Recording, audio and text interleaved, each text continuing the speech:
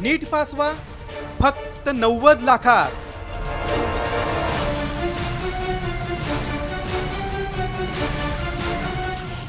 नीट परीक्षा पास करून मिळेल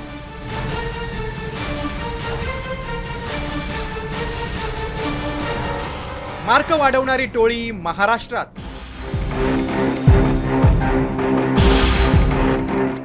नीट परीक्षा घेणाऱ्या व्यवस्थापनात आपली ओळख असून जर तुमच्या पाल्याचे गुण वाढून हवे असतील तर पैसे द्या अशी मागणी करणाऱ्या दोघांना सीबीआयने अटक केली। यापैकी एका आरोपीचं नाव संदीप शाह असून तो सोलापूरचा रहिवासी आहे, तर दुसऱ्या व्यक्तीचं नाव सलीम पटेल असून तो नवी मुंबईचा आहे।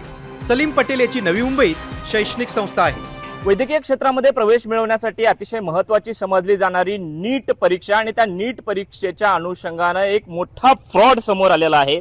या नीट परीक्षेमध्ये वैद्यकीय क्षेत्रामध्ये तुमचा नंबर लावून देतो किंवा वैद्यकीय क्षेत्रामध्ये MBBS असेल BMS असेल या ठिकाणी तुम्हाला जागा मिळवून देतो अशा पद्धतीची फसवणूक करणारा संदीप शहा हा सोलापूरचा रहिवासी आहे। आणि संदीप शहा ज्या रेसिडेन्सीमध्ये राहतो आपण सध्या या ठिकाणी आलेलो आहोत। खरं तर संदीप शहा याच्यावरती सीबीआय कडून गुन्हा दाखल करण्यात आलेला आहे, त्याला त्या ठिकाणी अटक देखील करण्यात आलेला आहे। संदीप शहा सोबतच त्याचा जो साथीदार होता सलीम पटेल याला सुद्धा सीबीआयने अटक केलेली आहे। या दोन आरोपींच्या वतीनं गुण वाढून देण्याचं प्रलोभन दाखवत पालकांना गंडा घातला जात असल्याचं समजल्यावर सीबीआयच्या अधिकाऱ्यांनी सापळा रचला।